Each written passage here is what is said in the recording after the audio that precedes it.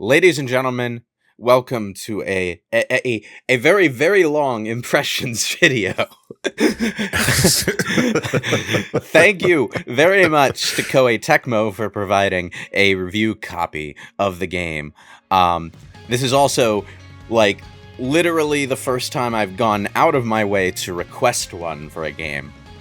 Because the stars aligned and I was on a major Atelier series kick when suddenly my feed, which, you know, responds to the stuff you're listening to in the car, sometimes, when it feels like... Or just, I don't know, maybe there's already a probe in your brain and it just projects what you're interested in at the current time.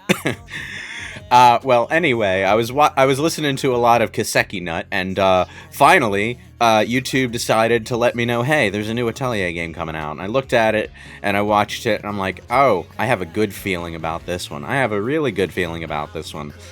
And then I asked Ryan to see if he could, like, get in touch and get us a review copy. And we finally got one.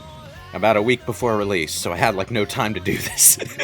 So you requested, you wanted to show your thanks by making this impressions video for this one, and I remember I was like, oh cool, I get to play this game. We're gonna do a small impressions video as a show of thanks, and then immediately after I was like, guys, it's an hour long.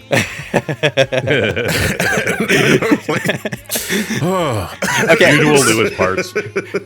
Well, part of the reason is that there's just a lot to show off in this case.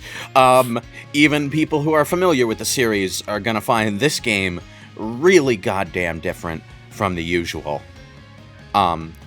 It's interesting. That's cool. That's interesting to hear because I'll start like getting into it later, but I got questions involving the series as a whole after I played the demo of this myself for this impressions video. I did not play more than about 2 hours, give or take, and I didn't get very far, which is in one part the issue. It's not really the game's fault, but more my problem. But from what I understand, this starting with this game, it's kind of not so much of a dramatic change in the status quo, but this is not your average Atelier game, or how the hell you're supposed to pronounce it. Atelier. It's French. Atelier. It's French. I'm not going to remember that. It's French, John. You uncultured swine. No, I'm Hispanic. Well, you named your Final Fantasy XIV character something French. Come on. It's an alias. Anyway, okay, so for the first time since fucking Atelier Fierce, we're going the open world route with this game. Luckily, they learned their lesson and didn't impose a time limit this time. But, you know, the result of that is that I spent 20 hours in the opening section of the game and managed to reach level 50 in that time without... We're just like going around and picking up shit? There were a lot of monsters to fight. And the battles go really fast. So listen, so again, my immediate problem that I have with this game picking it up, because I want to say from what I've played and what I experienced, I thought this is a perfectly fine game. Didn't leave the best first impressions, but I did enjoy myself. But I do think the beginning of this game is front loaded as fuck with how much it wants to teach you about the world you're traveling in, alchemy, the combat system, your buddies, and quests. Okay, I'm going to say right off the bat, Gust has many things that they consistently do well and many things that they consistently do badly, and the tutorials are among that second category. Oh my god. All right, so it just never gets easier. You just kind of have to get used to it. Sometimes they explain the alchemy properly, sometimes not. This is actually one of their better efforts on that front, but it's mostly because the alchemy is a bit easier to wrap your head around this time. Is it? Good. Okay, so... Alright, so to start off, this is a shift in the status quo, actually probably bigger than you're giving it credit for, John. There's a lot more emphasis on the story, as in the plot and the drama this time around. It's the first time that they've leaned quite so hard on that since fucking Manichemia on the PS2. I have no idea what that is. Yeah. No one does. The series was very obscure back then, and it remained obscure up until Ryza sort of kind of put the series on blast for arguably the wrong reasons. But, you know, they're good games, and it's nice to see people noticing that they exist. And I think this one, in particular, is going to be an easier sell for most gamers, because it has a lot more of what people expect of a standard JRPG, except it doesn't completely downsell the stuff that makes the series unique, the way they did in those PS2 games I mentioned. And I think it's the PS2 games where I was first familiar with the series, because my familiarity with this series goes back as far as Iris, I want to say. I think that was the name of the game of all the time. subtitle one. The JRPG of all time. I don't know what that means, because, you know, I would classify something from the Saga series as RPGs of all time. And apparently they're sharing that mantle with some of the earliest games in this series, is what you're telling me. Well, I mean, for some very quick background, the original PlayStation 1 games had a very unique hook, you know, slice of life, crafting focus, where you're basically living small-town life in a fantasy world, trying not to flunk out of school, and similar such mundane goals, usually with a time limit. The first game we got in America, though, was Atelier Iris Eternal Mana, which is sitting on my desk in a pile of other RPGs as we speak, actually. And that game, well, for one thing, instead of starring a cute and quirky female protagonist with a personality like every game before it, they decided to introduce us to Klein, the protagonist of all time. Oh, Christ. and you know, it wasn't exactly downhill from there, because they did learn some lessons from how poorly that first game did, but the other 4 games on the PS2 after that did not sell well, even though they arguably improved on that formula. So ever since the PS3 generation, we've been back in what I would term as traditional Atelier. And traditional Atelier is focused on the crafting goals, the time limits. Sometimes you're a princess who's managing a kingdom and trying to grow the society through her alchemy. Sometimes you're just trying not to get evicted. But, you know, it's always centered on that focus. Not so in this game. This game is a massive open-world adventure in which you are part of a pioneering research team trying to very, very slowly make your way across the neighboring continent, where an empire somehow managed to destroy itself, presumably using alchemy. The entire continent... Well, one in Rome. The entire continent is shrouded in mana, which is toxic to people, unless they have special protective gear that consumes energy like a truck guzzles gas. So you, the alchemist of the bunch, the only one here permitted to use the forbidden art of alchemy, are tasked with entering these mana-filled areas, the mana-bound areas, and finding the special location that you can go to manipulate the flow of mana and make all that toxic gas go the fuck away. Which I understand, that in itself is a spin on the usual stance on alchemy in previous games, because alchemy is just something that you do in these games. Oh yeah. But in this game, it's treated as a taboo. You still got to do it, and I assume that a big part of this is, you know, showing folks in the world that no, alchemy is only as dangerous or as bad as the one who uses it. But am I correct to assume is that just different from the norm? Oh yes. In every other Atelier game, except for those PS2 ones, I suppose, the alchemy is just a day-to-day thing that people use. That they run alchemy shops in town. In Lydian Suel, you run a third-rate alchemy shop, and you're trying to rank up to compete with the with the big player in town. You know, it's it's very I won't say mundane because it is alchemy, but it's very low key in its approach most of the time. Yeah. This, on the other hand, is very dramatic. Yumia here learned alchemy because her mother was an alchemist, and she wants to uncover the truth, find out if her mother was a bad person for breaking that taboo, that sort of thing. It's very 16. I'm reminded of 16 where, you know, like a thing they were advertising or emphasizing is how, you know, the legend of the crystal or the mother crystal was actually a bad thing in this game's world, as opposed to previous Final Fantasies where you normally associate the crystal as being something that you know, is benevolent. Yeah, Final Fantasy's been playing with that kind of concept since 15, I think. 15 wasn't playing with anything. 15 was playing with the DLC it was going to eventually release. It was experimenting with concepts, which is why it took so goddamn long to come out.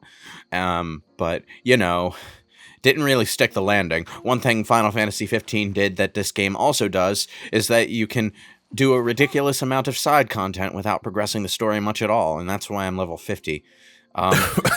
When I got into the world the first time and I saw all of these icons on the map about all these things I could pick up and shoot with my gun, I was like, oh no. It's one of those. I am never finishing this because I am terrible with RPGs that just throw me in an open world like immediately, and there's just things to do and pick up. Which I guess attributes to, like, you were mentioning earlier, the slice of life quality that folks tend to gravitate towards with these games. Because I do have a few friends that swear by this series, specifically for just how low key it is. Like, yeah, you got your story, you got your plot, you got your RPG mechanics, but a big part of the appeal is just that you can just take your fucking time, just picking up things from the grass and climbing up these 144p textured rocks. Yeah, this is a Switch version, by the way, just so everyone knows. Yes. Yeah. Oh, I want to clarify something here. You say this is the Switch version, and while that justifies the frame rate, because I do notice like the hiccups, and you are playing the Switch version, right? Yes. So yeah, that justifies the frame rate. It's just as low res on the PC. Did you actually go into the? No, I always tinker with the game settings. That's the first thing I do when I'm getting. Mm-hmm. I've played the PC demo, and I went into the settings, and I set it to high, and then I reset the game. Yeah. And then it looked really smooth and high res, but it was a PowerPoint presentation on my rig, which is why I'm not doing the PC version. But you know, I know it's not that as low res as this on the PC because, like. Yeah. But obviously there's going to be a difference in resolution, but the textures aren't that higher res on PC. The textures themselves aren't super high res, but the overall image is a lot. The frame rate's better. Yeah, the frame rate's a lot better. This is the Switch version on performance mode, I should clarify. What does that mean? It means, you know... No, I mean for the Switch. What does that mean? Well, not much, because quality mode doesn't really seem to change much of anything. But, you know, the game runs in a technical sense, but you can still clearly tell what's happening on the screen. That's what's the most important thing. Yes. You know, but you know, it's not the ideal port. It's kind of clear that they only released it on Switch because they were obligated to do a Switch port. But you say that, but also Switch might be the best selling one outside of the PC. Well, yeah, but that's more because it's the Switch rather than because it's any sort of good port. Yeah, but I'm just saying as to why they justify doing it in the first place. Yes, you know. yes, I know. The point is, though, if you have the option, play it on any platform other than this. I mean, you know, Atelier is a really good portable series. My Switch has become my Atelier machine over the past few months. It's actually the series that got me to actually use portable mode for a change. But, you know, major PS5 envy playing this game. Having said that, it is still extremely fun. It's also not the worst Switch port that I've ever played in terms of downgrading an HD game. I'm sure you got examples, but like to me, nothing will ever beat. And then I apologize for just how much of a jump this is. Mortal Kombat 1. Oof. Yeah, I've seen videos of that. That on the Switch is laughable. Now, from what I understand, since its launch, they've updated patches so that's not as egregious. But you need to look at how that game looked on launch on the Switch. Because why did you think this was okay? Why indeed. Oh, actually, the PC version might get an HD resolution texture pack. Now that I'm thinking about it, Ryza did. Yeah. So is the presentation of the games always like this? Like it was very, for lack of a better description, like anime, very, cutesy slice of life version. Very anime, although it honestly wasn't until the Ryza games that they started doing high quality cutscene animation. I'm not gonna mince words, because no matter what generation you're talking about, up until Ryza, the Atelier series was always kind of like a generation behind in terms of presentation. Gust is a low budget development studio, and it's actually really unusual for them to go this hard on a game. Which is to say, I would say the only real low resolution thing are the backgrounds and the environment. I think the character models and their animations are just fine. The character models are actually always the best thing graphically about their games. They always have really good character designs, and this is no exception. The artist for Atelier Yumia was, I forget their name, but they also did the art for the Atelier Marie remake, and that art was beautiful. So... and buxom. Not so much Atelier Marie remake. No, not so much the remake. But when I was talking to a couple of friends when they were asking what I was doing for the rest of the day, I was like, I'm actually going to be helping. I'm actually going to be playing the demo of Yumia here, so that I can help contribute to this impressions video. And I was like, oh, cool. We need to show you some character designs. And it's probably exactly what you think it is. It's Nina. But I was like, I am now convinced. It's Nina. It's definitely Nina. Ryza had a character like that too.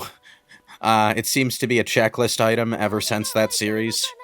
Well, that's I wanted to bring this up earlier, but I didn't want to interrupt your flow of conversation. But I mean, that's the bitch of it sometimes when it comes to getting people interested in. Is it correct to identify this series as niche? Yes. Now, anyway. Yes. Yes. It's slightly less niche since Ryza. You're going into earlier about how other games do remarkably improve on the formula and the foundation to make them genuinely more enjoyable experiences. But that doesn't mean anything if people don't know about it or don't play it. So you have to appeal to other faculties of the human mind. And what better way than sex appeal? You mentioned Ryza earlier. And I remember in an earlier conversation we had in the DM, you said you referred to the main character as Thyza. Yep. And just you saying Thyza made me immediately remember who you're talking about. Because I remember seeing the Switch trailers for that game, and I thought, her thighs are massive. Not quite Chun-Li, but up there. No, not quite Chun-Li. But unfortunately, sometimes if you want people to pay attention to what the game's really about, or just the intricacies of the mechanics and the aesthetic, you do have to appeal to that subset. And then hopefully they realize they've been sleeping on something that's pretty enriching from what I understand. Yes. And actually, in the case of Ryza, if the developers are to be believed, that aspect of the appeal was mostly an accident. In Rise's case, specifically, the developers were literally were like literally said that they were surprised by that. What? That everyone liked thighs? Yeah, apparently. I have no idea why. I don't believe them. I do not believe Maybe them. it's a Japanese sensibilities being different than Western ones kind of thing. I don't know. It is most likely that, but I do not believe them. I didn't know by giving this girl big knockers, people would like that. Anyway, it is good that Rise has succeeded, though, because according to the developers, the series was at serious risk of not continuing after that point if the game didn't do well. Ah, Jesus. So, well, luckily it did, and here we are. Wait, hold on. I say that, but like I was looking up like the chronology, well, not the chronology, but the release chronology of this game. This is the 26th game. Or 25th, depending on whether you count Gacha Trash.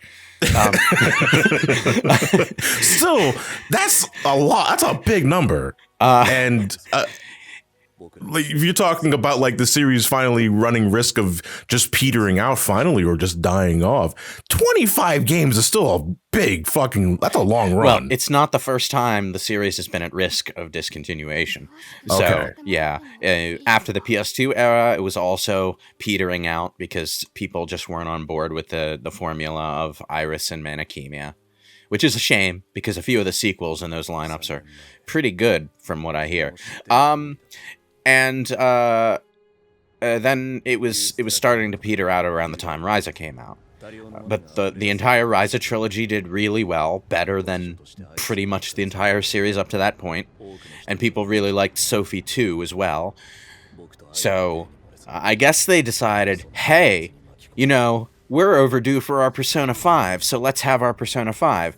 In fact, I was thinking while watching the pre-release stuff that if Ryza was the Persona 4 of the series, Yumia had the potential to be Persona 5. So imagine my fucking surprise when I booted up the game after getting the code, and the first thing that happened was an in media res prologue sequence that takes place later in the game and puts the main character into a dangerous situation, just like at the start of Persona 5. Man. I'm the old guy. I immediately think of Lufia and the Fortress of Doom because, well, that's not quite the same thing. I understand. That's more like you're witnessing what was originally the prologue of the journey. It turns out in the sequel, you're witnessing the ending of the second game, and now it's a matter of, how did you get to that point? And I like immediate res openings because it's an easy and more often effective way of getting you interested or captivated on what exactly is going on in this story. Who's the wolf guy? That sort of thing. Who's the wolf guy? Who's the dragon guy? Who is Booba Lady?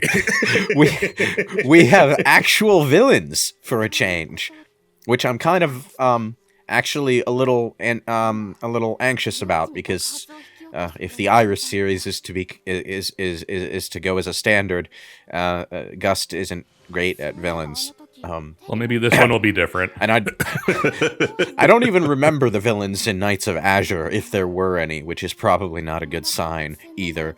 But we have villains. What's their deal? Why? What alchemical weirdness are they working? Why did they blow up a town in the past, apparently? But setting that aside, I'm still very early into the game. Like, I've only just met Nina. That's where I am, like, as of my current playthrough. And this is a lot earlier. Well, not a lot earlier, but earlier. And, I already really like this cast of characters. I'm not surprised that I already like this cast of characters, because characters is one of the things this series always does well. Unless you're Annie. But, it's... My point is, like, I'm already hooked on the story, in spite of my misgivings, and I haven't made it very far in. And that gets me, like... I really, really want to see where everything is going. And how much more heartwarming it's going to be to see Victor slowly warm up to the forbidden alchemist. That is if you can stop yourself from picking up everything along the way. Like, when you first meet this guy, he's Frederick from Fire Emblem. That's how cautious he is of you. Like, he can't open his mouth without making Yumia do the sad face. Now he's like, he's not super friendly, but he's got cause for being concerned. yeah. If like the flashbacks we just saw are any indication. Yeah. That and the what's the name? I forget the Republic's name, but the Republic, when they Estelian, I think it was like started with an E. Yeah, something like that. But like the Republic saw what happened to the Empire across the ocean, and their immediate response was to just taboo alchemy entirely, because, you know, it blew up an entire empire. We kind of don't want that happening to us. And everyone in this world is mistrustful of Yumia because of it. Like, the first cutscenes are all about, like, everyone at the research camp just giving her the side eye really hard because they know she's the alchemist. And they don't want to talk to her or have her anywhere near them. This brother-sister duo that's with you was assigned to your party specifically to keep an eye on Yumia. Although the chief had an ulterior motive for that, because he's kind of more on Yumia's side than he really lets on. So he's our Commissioner Gordon. Well, let's on it publicly anyway. Yeah. But like in the solo one-to-one conversations with Yumia, it's very clear. No, he's completely on your side. It's just that you're not going to warm up to everyone here immediately. Yeah. He gently reminds Yumi in the first cutscene that she needs to be careful because people are suspicious of her. So, you know, don't go running off by yourself like that, please. Stop picking up everything on the floor. I can't help it. Ooh, piece of candy. Ooh, piece of candy. The game. Anyway, so, you know, standard open world JRPG combat stuff, but also we are pioneering the unknown. So we're also working to create footholds for the research team. And this manifests in a couple of different ways. One of them is this base building situation, which I actually really like. I mean, you can make all these prefab buildings and stuff as well, but you can just straight up build a custom house if you want. Wall by wall, floor by floor, brick by brick. You say pioneers and I immediately think of them like riding boulders everywhere. From SpongeBob. What? With alchemy, that's very possible, I'd imagine. Well, as you saw during the opening FMV, we're eventually just going to get a fucking motorcycle. Which, yeah, that was kind of striking, wasn't it? Because you're right, you're exploring an area in locales, pretty standard, high fantasy medieval setting. Well, not like medieval, but high fantasy setting. And here's just a fucking futuristic bike from Blade Runner or some other shit. Like, what the fuck? It looked like from Tron, yeah. Yeah, very Tron. It's not even the first time that the series has done this kind of thing, because I'd imagine not. A good few games back, the second game in the Mysterious sub-series, Atelier Yumia, also tried to do open world stuff and also had vehicles that you could use. So a lot of the basis of Yumia's ideas just come from things that previous games have experimented with. For example, the ability to just replicate materials so that you never run out of the particular one you like using. That's a thing that previous games have done. It's a lot easier to do here. You know how it says time required 0003 down there? That's not 3 minutes. That's 3 seconds. This replicator machine is so good. I put an A rank like fire crystal in here and went away and did some stuff for like half an hour. And then I came back and I had 700 of the frickin' things. And I'm like, wow, this is kind of busted. Because I have to imagine, just because of how much freedom you have just exploring the world and just picking up everything you need for alchemy, which is like the major thing of how I imagine you're making new armor, new things to increase stats, weapons, and what have you. it has to be remarkably easy to break this game in half if you just take the time to explore the world. Well, not as easy as it was reputedly in Ryza 3, which also let you get at the high-level ingredients pretty early. The alchemy system, I'm a little mixed on it, but my overall impressions of the alchemy are positive. But generally, when you pick up an Atelier game, the thing you really want to focus on is the alchemy, because if you pay attention to the alchemy and learn how the systems work, you can make some delightfully broken shit, such as like a tetra-elemental explosive that does area of effect damage in 5 different elements and also inflicts status ailments, if you're particularly vicious about it. I do wish, though, again, to just bring up a critique that I have regarding how I feel how front-loaded the game is, the tutorial is, and just teaching you stuff. When you get to the alchemy process for the first time, they throw like 6 to 7 different terms at you in a span of 30 seconds. Yes, they do.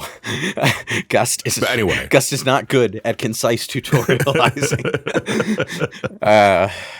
Man. But, even accounting for that, I still think that the alchemy system itself is less complex than it used to be. Because really, all you really need to worry about is getting your mana and resonance high enough in each core to get all the special effects you want. Yeah, because from what I understand, for the gear specifically, there were 3 specific things that you had to feed items into to unlock. I was reminded of unlocking nodes in a sphere grid, essentially. Yeah. In 10. In fact, where Ryza's alchemy is literally the sphere grid. It never fucking ends, dude. 10 really did just change the ballpark with the sphere grid, because everybody wants a sphere grid. Ever since Atelier Sophie and the Mysterious Trilogy, there's always been some puzzle gamey element to the alchemy. It was a sort of a grid-based system in those games. It was a sphere grid node system in Ryza. Here, it's more of a you have a specific ingredient that you need to stick into the center of a core, and then when you do that, a ring will appear around that, and you'll stick other ingredients into those. And then as you increase your alchemy, other rings will appear outside those other rings, up to a total of 3 layers per core. Alchemy can take a long time at the high levels, but you can boost the item quality and the effects to redonkulous levels, as is normal in the series. What makes the alchemy interesting in this case, though, is that instead of leaning into okay, I want to make this item with this trait on it so I can use it as an ingredient for this item, which will then be used as an ingredient in this other item that I actually want to make to get this trait on it permanently. All of the traits are separate crystal items that you equip to the things like mods. And there is, later in the game, a workstation you can build where you can merge your trait crystals to create new trait crystals or just upgrade them to higher ranks. But, it feels like there's less emphasis on experimenting with crafting chains and more emphasis on just getting the one crafting thing right. Which I don't necessarily see as a bad thing, but it is different. In terms of how the loop works. Also, am I correct to assume, without really getting into spoilers, is Yumia just full of, is she just full to bursting with anxiety? Because the one aspect I noticed about her as I was playing the game is that she talks to herself a lot. And she makes a lot of weird noises when she's picking up stuff, when she's climbing walls, when she's making stuff in alchemy. She's just making her own sound effects, I swear. Well, for most of it. She's also just talking to Flammy as well. Okay, that's the lantern familiar thing. That's next. Yes, her little alchemical sidekick. But Atelier characters do tend to talk to themselves. Yes.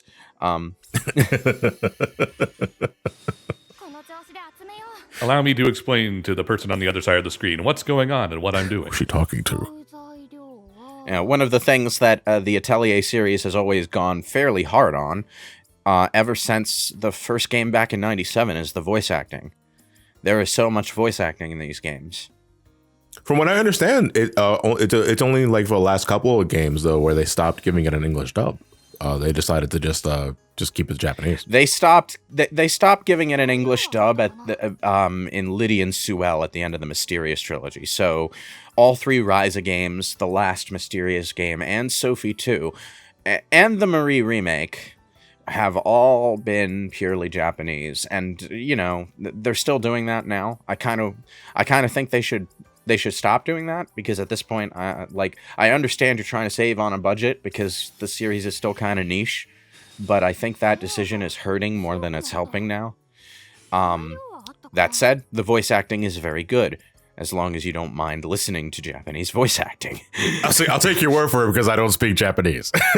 But you know, I can take or leave it. If a game is only Japanese only, English only, I don't really care as long as I can still understand what's happening.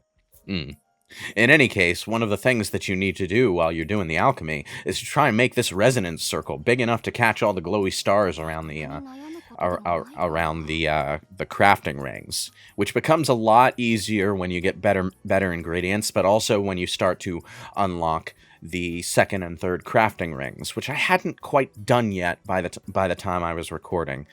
Finally, an ingredient that's big enough to get some mana. Woo! That's actually not a bad result for my demonstration. You see, I cut that down, but it actually takes quite a while to manually do this. Luckily, the game does have 2 very, very handy quality of life features. One is the ability to just set up a preset of preferences and have the game do the alchemy for you. It's never going to be quite as perfect as you doing it manually, but it's good for crafting stuff that you just want to turn in for a quest, or, you know, just making a bunch of bulk ingredients that you want to use for something else. I do like her character, the sister, is it Isla, or was that Isla? Yeah, yeah. Comments on that little dance that you do when you finish cooking up a recipe, and she explains that it's not necessary. I just like doing it because it helps me focus. Yeah, actually, that's an interesting detail, because it actually seems to, like, I wouldn't be surprised if this is just a complete coincidence, but it reminds me of stuff I've read in books about Wicca and witchcraft, about how dance as a method of casting magic is helpful for building and visualizing and all of that junk. Bayonetta taught me that. Yeah, I wouldn't be surprised if that was an influence, but it's actually a pretty big break from tradition, because every other main protagonist, other than Logi, who was sharing with another protagonist anyway, used a cauldron for their alchemy. They would dump their ingredients in a cauldron and stir them up, and somehow a bomb would result, or a sword. I don't know how you make a sword in a cauldron, honestly. That's probably why they had Logi use a forge. But, like, she dances and manipulates mana and creates items that way. It's actually different. I was surprised. I just spent the last 3 or 4 months playing games with cauldrons in them, and then suddenly there's Yumia here. Too cool for cauldron school. First thing she does is kick the cauldron down when she enters the room. It's like, I don't need this shit. Let's boogie. Yeah. Well, in any case, I like the visual element of the alchemy system. It's very cool. I thought the dancing would be just for the mana-bound areas at first when I was watching pre-release stuff. I was very surprised to see her do it in the alchemy. This is the part where I really started to like Victor, by the way, where he's just like he just like straight up acknowledges that he's letting his mistrust get in the way. So, well, his sister is constantly reeling him in, like giving him reality checks. It's like, listen, you're kind of being a dick. Like, I know we have a job to do, but you can also open up a bit. Like, for God's sake. That was another thing that made me think of Frederick from Fire Emblem, because, you not only had Frederick being a mistrustful troglodyte over here, grunting and growling when he's not eating bears, but, you also had Crom and Lisa just, getting on his case every 20 minutes for always being overcautious. Ooh, hold on, he's got a scar, he's got a bit of trails of white hair, and he's got a cane. This guy, for RPG standards, must be 32 years old. Thanks for making all of us feel old, John. He is the grizzled veteran of the team. The reason he's not with you in his party is because he's got a bum leg. So, he's seen some shit, clearly. Must have hit 30. I'm actually interested if we're going to find out how he got that injury, because, he seems to know more than he should about what happened during the disaster that started everything off. He's secretly the villain, and he's secretly fine. I'm calling it now. Oh, I don't know if he's secretly going to be the villain. He doesn't... I wouldn't be shocked if that was the case. I don't think that's where they go with that character, though.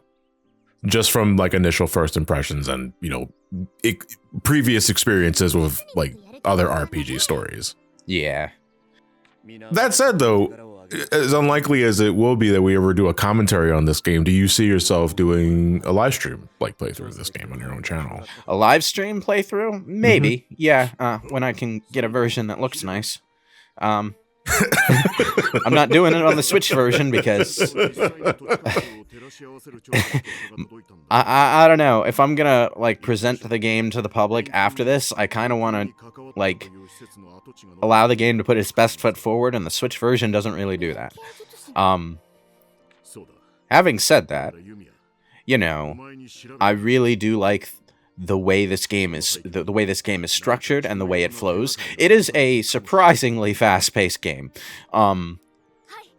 For an open world game, not just an Atelier game, it is a surprisingly fast-paced game. The combat doesn't last particularly long, and it happens in the field rather than teleporting you to the battle dimension.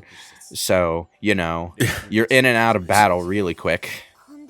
Look, on that note, though, because I know we've rarely demonstrated combat in this video so far. Yeah, there's a reason for that, and I'm about to get to it, actually. By all means. All right, then I'll save my thoughts until after you go ahead. Like I said, I'm level 50, so almost all of the combat in the first area of the game, it ends before I can actually do anything. So, I had to jack the difficulty up to very hard mode, and then find a side quest to find an enemy that would give me enough of a challenge to show off the combat. I finally found one. This quest is the one. It's a jellyfish. I hope you like jellyfish. Jellyfishing. I do want to comment while we're in this area, though, that the open world design is different than I'm used to. This is not Breath of the Wild, where you're gliding all over the place in whatever direction you see fit and climbing over every single wall. You can do a triple jump against a wall, but that's the most height you're going to get. It's actually kind of hard to clear most walls. I assume there's going to be a vehicle later on that lets you circumvent that, but for now, you actually do need to navigate the world, and as this area demonstrates, you're going up, you're going down, you're going all around. It's hard to find things. The navigation is a surprisingly strong element in the game design. I actually forgot to refill on bullets. You can just magically create bullets wherever you want, so you never really have to worry about running out. But jellyfish time. Woo! First thing I want to mention. Yeah, okay, first thing I want to mention is that this is a more serious RPG, but it's still very chill in its challenge level. I'm gonna lose to this guy on my first attempt. Doesn't really matter. If you got more than 50% energy in your little energy tank meter, you just revive in the same spot and can heal up and try again. Even if that doesn't happen, you don't game over. You just get sent back to headquarters and lose some of your gathered items. It's not a big deal. I think the only game in this series that has ever had a real game over is the original version of Shally. And I think they realized that was a mistake and nobody liked it, because I don't think the DX version does that. So, don't sweat it if you lose. feel out the enemy, figure out if you're up to the task, and then if you're not, come back later. Not to mention, enemies, as you can clearly see on the floor, and I was reminded of 14, have AoE indicators on the ground. Oh, yeah. And there are, from my understanding, two major means of countering or in avoiding attacks. So you can either just guard, and if you can guard at the precise time, you take way less damage. Yes. Or you can just get the fuck out of the way. Yeah. And there are actually two ways to do that. You can move around in a circle around the enemy. Just freely at any time. You can also jump back and forth between a close range row and a long range row, and characters have different attacks from different ranges. And there are also traits that give your items a boost when you're using them specifically in the outer range or inner range. So that's another tactical thing to consider. But you know, like, take Yumia here. All of her gun attacks are used from the outer row, obviously, and her, like, melee attacks are used in the inner row. That itself is a tactical decision because her gun attacks technically count as magic damage, while her melee attacks count as physical damage. You can stun enemies by repeatedly hitting them with a particular type of damage, and then once you've done that, you can do a combo attack with your party members by using an item that the enemy is weak against. So, you're encouraged to keep a constant flow of combos going. There is no wait time here. Any time that you spend not doing anything is just time that you're not acting. But go ahead. So, no, because I was going to start getting into the mechanical issues I have with the combat system in this, actually. Because the one major thing that I was constantly saying to myself, the camera's too fucking close to the characters. And the only way you can mitigate this is by going to the back row, which also changes your kit. And I do appreciate the game giving you two different means of approaching combat through the front and back row mechanics. I do think the camera is just too goddamn close for melee stuff. I can barely keep track of the enemy, their AoE markers, and my party members. And I'm wondering, did you have similar struggles with that, or do you just not mind it at all, or is there ways to mitigate that I don't know about? I didn't discover this until after the recording, but in the field, you can zoom in and out the camera based on where, like with the up and down buttons on the D-pad. I accidentally zoomed way in for most of this video and didn't realize that I had done it. Well, that's also just the default camera, though. Oh, no, I actually zoomed in closer than the default by accident and didn't realize that I'd done it. So I was like, wait, why? I only say that because when I was doing combat, the camera was just as close and I didn't touch shit. Yeah, I'm not sure if the camera distance buttons work in the you see I'm a lot closer than the default right now, but I'm not sure if the camera distance buttons work in battle. They might. Oh wait, no, actually, now that I think about it, the up and down buttons are what you use to switch rows, so probably not. No. Oh boy. But you know, I personally didn't have any problem with the battle camera myself, so okay. That's why I ask, you know, because I don't want to set a precedent saying it's like, oh, like this sucks and everyone agrees with me. Like I asked because I want perspective.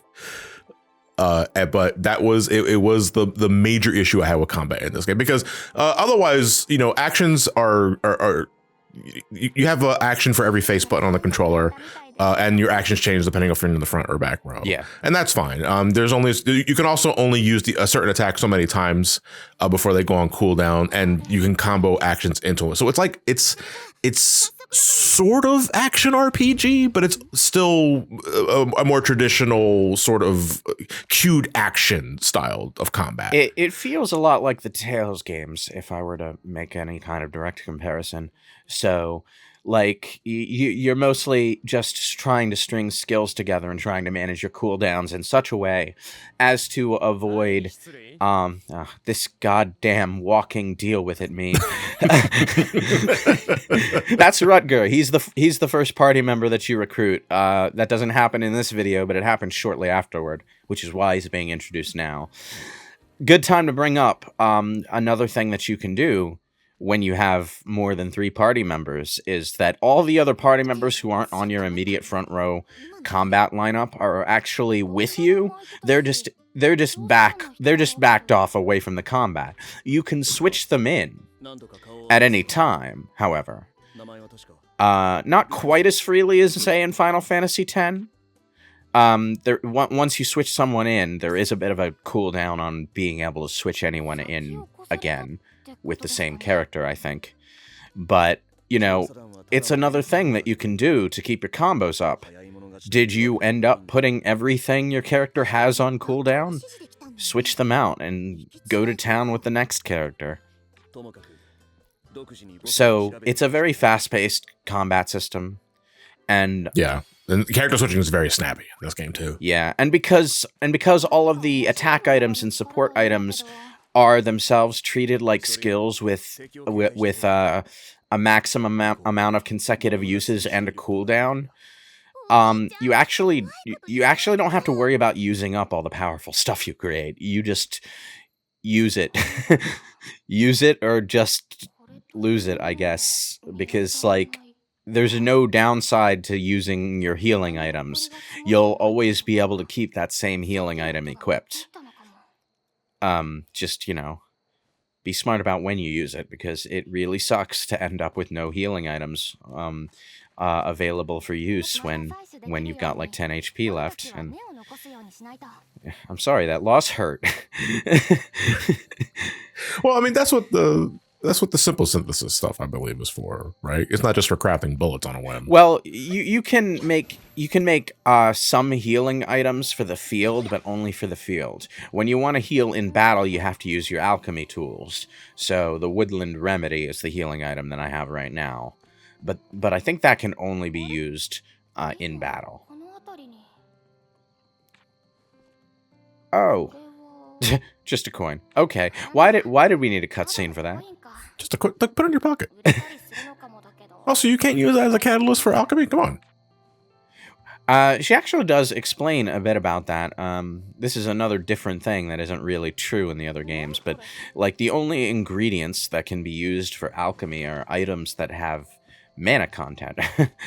So, and it has to be organic, I believe, was sort of the implication? Not necessarily organic, but it does need to have mana content, which does favor plants, since mana is, you know, spiritual energy that is returned. Yeah, it's to spiritual the world. energy. Like it's what makes the world work. Yeah. So, but like there are a lot of ingredients that you find that are just listed as wood or iron or ancient tree root. And that stuff can't be used for alchemy. It's the white icons down there, the great tree roots. Those don't have mana content, so those can only be used for construction. What the fuck was that? There was a bit of background dialogue just there where she's bored, dude. Because it's just like, I know that she kind of has like back and forth between Flanny, I think that's the name of the familiar.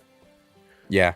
She was just talking about maybe if I play Shoot the Flanny, I can like get some target practice in, and then she retorts us like that's excessively evil. What's going on with these two? They kind of I don't know. I honestly don't know. I haven't gotten far enough. I do know that Flammy likes to talk up how high spec it is. They, I guess. If you're not sure, just use they. They, yes. I only realized that I was not sure halfway through the sentence. Flammy likes to talk about how high spec she is. I'm gonna call her a she because that's just the sense that I get. Yumia likes to sort of tease Flammy, I suppose, sometimes. Because Flammy's no-nonsense way of talking often comes off as teasing unintentionally. Oh, no, yeah, it looks like the walking deal with it meme that left this ruin a few minutes ago did in fact beat us to the chase, exactly as I said. Oh well. Nothing to find. And you know he's important because he's got sharp teeth. And glasses. What is with the sharp teeth? I don't get that. It's like, nobody has asked him about that yet, either. And it is, and I am expecting someone to ask him about it at some point because in my experience, when a character has a weird character design element in this series, it is something that people notice and ask about. Like Eska, back in Eska and Logi, has this tail charm hanging off of her belt that wags during cutscenes, and eventually Logi is just like, "What the fuck is the deal with that tail?" And there was actually a backstory. I've known you for years, and you're just asking that now.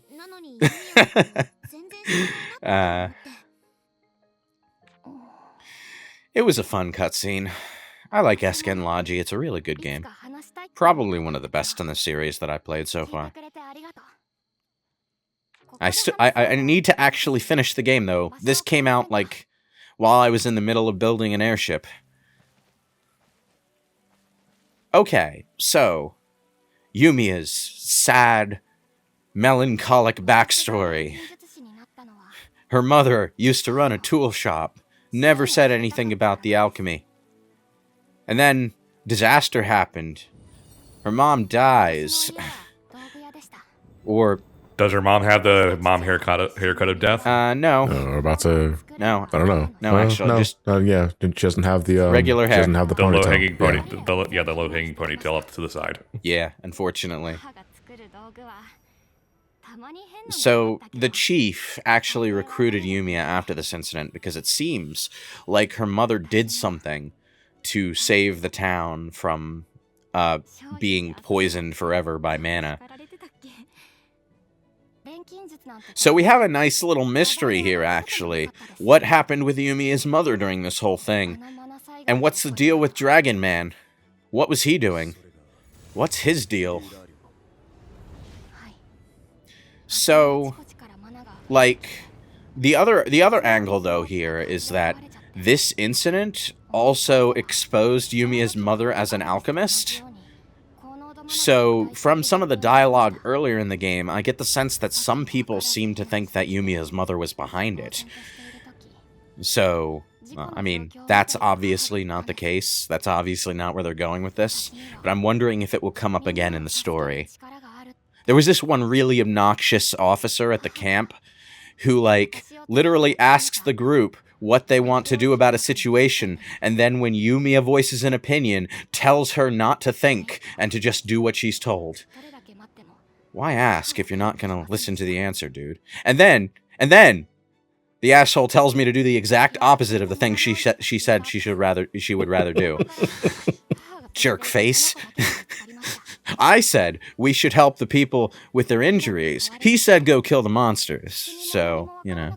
I don't know if that... I mean, I can do both. I don't know if he always tells you to go fight the monsters, but it came off really rude because I expressed the opinion that we should do the opposite. Yeah, I recall choosing we should help people first. Yeah. And then he scolds me for saying that you should follow orders. I was like, whoa, kiss my ass. It's actually really unusual for the protagonist in the series to be put in this kind of situation where you're like always on the edge of social anxiety because nobody likes you. In a weird way, Yumiya here reminds me of Hinako from Blue Reflection. Although I'm probably the only person here who's played Blue Reflection, so I at least know of it. So I know of a blue dragon. Not even remotely close, John. It's got blue in it. It's a magical girl RPG. Think like not so much Sailor Moon, but in that general ballpark. Is Sailor Moon crossed with Persona? Kind of like that? I played the first game. It's really good. Well, not really, really good, but I enjoyed it a lot. I've heard the second game is a lot better, though. I just haven't had a chance to play it. Now I'm just imagining Usagi and Rei having a social link.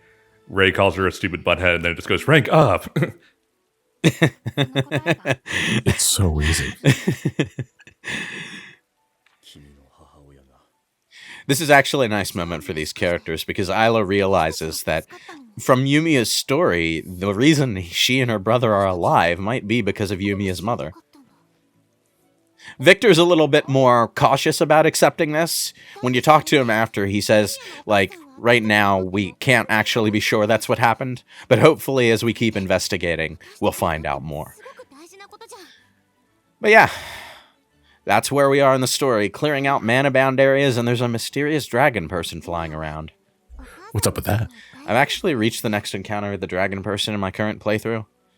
We don't actually find out any more about him, but it was kind of funny, because it's supposed to be one of those boss fights that you lose as a cutscene event, but I absolutely face roll him because I'm level 50. So Does the credits roll immediately after? The actual boss fight lasted like 10 seconds, and then the game does that Trails of Cold Steel thing where the cutscene just says, "Oh no, we can't fight this guy. He's too strong." What? I hate that in games. And you'll love Trails of Cold Steel. It does it like 3 or 4 times per game. Yeah. What the heck? Although I think you do technically need to win the boss fights, so at least there's that's that. even worse. Like, yeah, like I hate that. Like it's one thing where a battle is meant for you to lose, and they demonstrate that by the boss wiping the floor with you. It's another thing where you have to win the encounter just for the following cutscene to say, "LOL, didn't count." I kind of wish that that I hadn't been overleveled for that boss fight though, because it seemed pretty dramatic. You start the boss with your full party like normal, but then in the middle he does some magic stuff that blasts the rest of your party away, and you wind up fighting him as just Yumia for a little bit before the party catches up. And all that happens within the fight itself. That's pretty cool. Yeah, I hope they pull more stuff like that in future boss fights. In any case, I'm really enjoying this game, despite playing the roughest possible port. So, but don't take my word for it, people. There's a demo out. They released it on Saturday, I think, last Saturday, and it's reportedly a really long and meaty demo that lets you explore the entire first region of the game. You're locked to level 10, and this game does not do level scaling, so you might have some trouble in places, but, like, you get to play a lot of the game and transfer your save into the final release, so try it out. That's always convenient. I appreciate when demos do that. Yeah, that demo is a ticket for me because that's what I play. That demo is chunky with what you can do and what you can explore. You're capped, of course, but I think it'll give you more than enough cause to, convince you whether to buy or not buy the game. Yeah, but it's good that it's that large anyway. I really want people to check this game out. That's why I asked for a review code. I want people to check out Atelier Yumia, see if it's for them. I want more people to play the games. And maybe, if you like this game and like the Alchemy and think that the game flow of the previous games sounds good for you, pick them up during a sale. They're worth it, I promise. It's a great series, damn it. And this, you don't want to sound desperate now. And this game, it's clicked with me in a way that few games do at launch. I just within the first few hours, I was like, yeah, this is my game. It was made for me. Yeah. It's good stuff. Try the demo. Bye, everybody. Jesus Christ. That's the end of the video. Yeah, I know.